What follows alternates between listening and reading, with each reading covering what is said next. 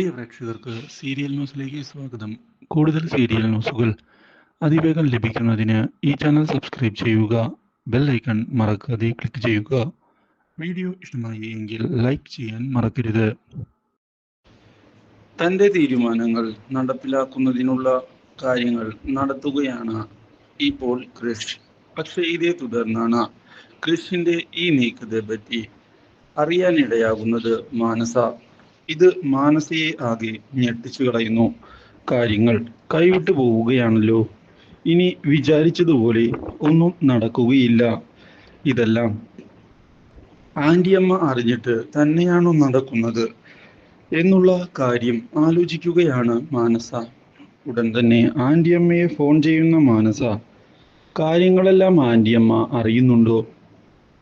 എന്ത് പറ്റി മാനസ? പെട്ടെന്ന് എന്ത് പറ്റാൻ?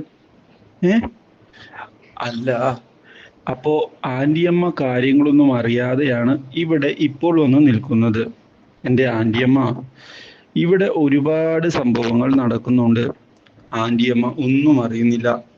ക്രിഷും കൂട്ടരും കാര്യങ്ങൾ കൃത്യമായി പ്ലാൻ ചെയ്താണ് മുന്നിലേക്ക് പോകുന്നത്. വരുണിനെ ചെന്ന് കണ്ട് ക്രിഷ് വെല്ലുവിളിച്ചിരിക്കുകയാണ്, കൺമണിയെ സ്വന്തമാക്കുമെന്ന്. എന്ത്?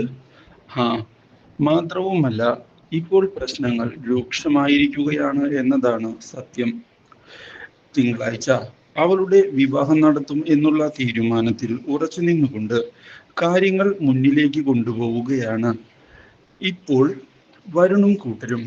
പക്ഷേ അത് തടയുന്നതിനായി ഇപ്പോൾ മുന്നിലേക്ക് കൃഷി കടന്നു വന്നത് പുതിയ പ്രശ്നങ്ങൾ ഉണ്ടാക്കിയിരിക്കുകയാണ്.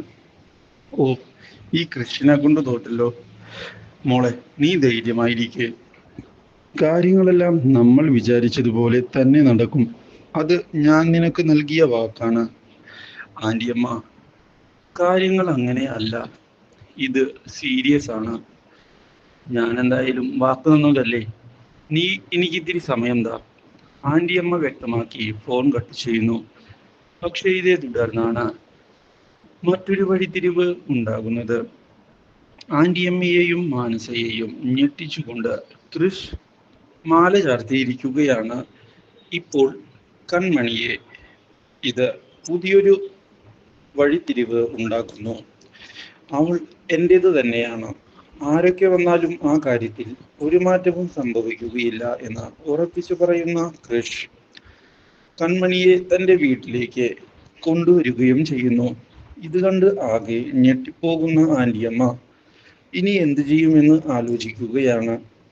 സാഗറും സുജയും ഒരു നിമിഷത്തേക്ക് പകച്ചു പോകുന്നുവെങ്കിലും ഇതേ തുടർന്ന് കൺമണിയെ സ്വീകരിക്കാൻ തയ്യാറാവുകയാണ് അവർ.